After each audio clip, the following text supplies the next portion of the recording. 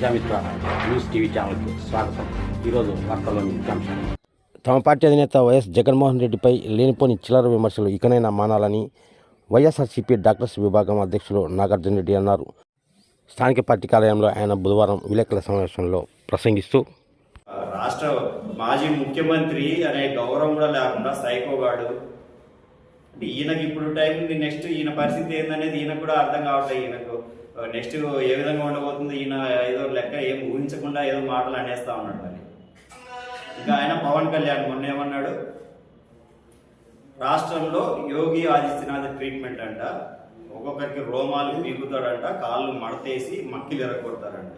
ఏమన్నా ఒక ప్రజానాయకుడు ప్రజలను బాగుపరిచే నాయకుడు మాట్లాడిన ఎవరో వీధి పక్కన ఉండేవారు కాఫీ ఇలా చిల్లరగా మాట్లాడే మాటలు అవి.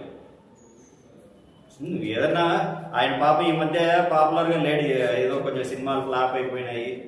అట్లే విధంగా బీజేపీ అధినాయకత్వం కూడా ఆయన పక్కన పెట్టేసింది. ఏదో ఆ మధ్య మీటింగ్లో జరిగితే ఇట్లా రా అంటే ఈయన పోయినాడు, పాపం ఈయన పోతే నువ్వు కాదు ఆయన లోకేష్ రా అని చెప్పి లోకేష్ని పిలిచి ఈయన సైడ్ చేసినారు. అట్లా 2-3 మీటింగ్లకు జరిగేదానికి ఆయనకు అర్థమైపోయింది, మన పిక్చర్ వేరే రకంగా తయారవుతుంది, ఏదో ఒక విధంగా లైమ్ లైట్లోకి రావాలని చెప్పి ఏదో ఒకటి ఈ విధంగా ఏదో ఒకటి బాగా పాపులర్ అవ్వాలంటే ఒకటి పాజిటివ్ థింకింగ్ ఏంది, మంచి గొప్ప పనులు చేయడం. అది అలాగే నాకు రాదు, అవకాశం కూడా లేదు గొప్ప పనులు చేసేది.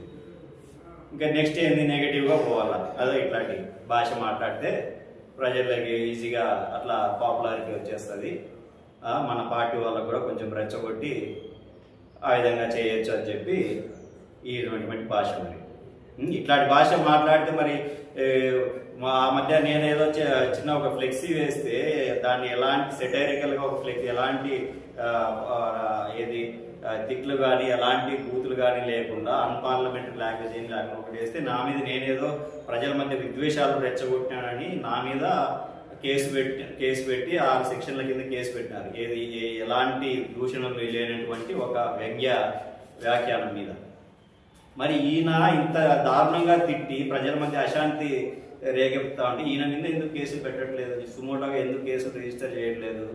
అంటే అధికారం ఉంటే ఏమైనా మాట్లాడచ్చు, ఎవరినైనా కూడా బెదిరించవచ్చు. ఇదేనా అంటే మనం ప్రజాస్వామ్యంలో లేవు, ఒక రాజరికంలోనే ఉంటాం. రాజు అంటే రాజు తలుచుకుంటే దెబ్బలకు పదవలేదన్నట్టు రాజు ఏమైనా మాట్లాడచ్చు, ఎవరికైనా శిక్షలు వేయచ్చు.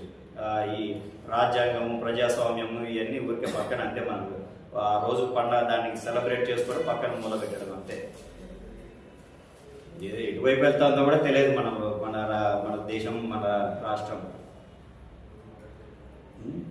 అది అందరికీ క్రిస్మస్ శుభాకాంక్షలు. మరిన్ని వీడియోల కోసం ఛానల్ని సబ్స్క్రైబ్ చేయండి, షేర్ చేయండి, లైక్ చేయండి.